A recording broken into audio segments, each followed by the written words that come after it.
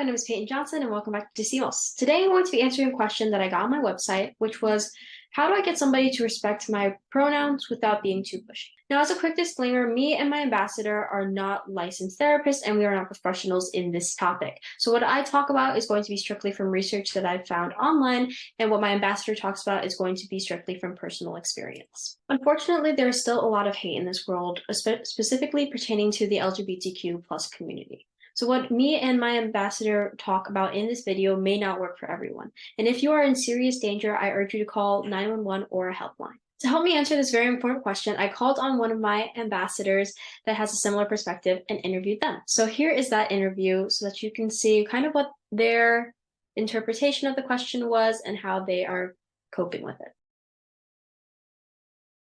I'm gender fluid, and right now I go by like they, them. I started like kind of questioning my gender identity in like 7th grade, like around 2020, when like non-binary identities like were more in like the mainstream. So I like realized, oh, I could do that.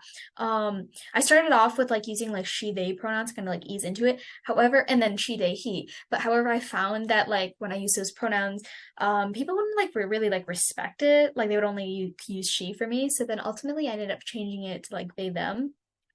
Because I found that like if people were to like use the right pronouns, then they would actually use they, them, and not just she.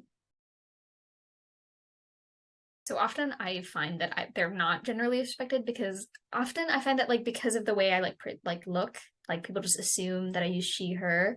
And even when people do ask, sometimes they like forget. Often it's only like my good friends who like respect it. But when it comes to like correcting people, that's actually something I really struggle with, because I'm a big people pleaser, and I really get really anxious when it comes to asking people like, hey, can you maybe fix that? You know? I think it's best not to do that, because it's really frustrating to be called the wrong pronouns. Like I don't like it. And so I think for someone who wants to like get people to respect their pronouns without being too pushy, I think it just starts by like asking. Polite nudge. Doesn't have to be rude, but yeah.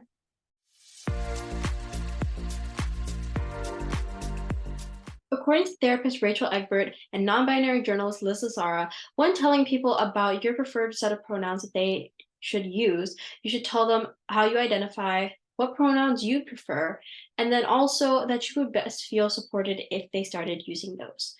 According to them, here's a little script that you can use when telling people about your preferred pronouns.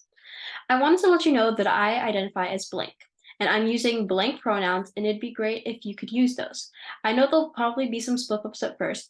I'm still getting used to it too, but it makes me feel best supported to hear them. When telling somebody about your preferred set of pronouns, it's recommended to let them know that you're okay with slip-ups as long as they're corrected and sincere.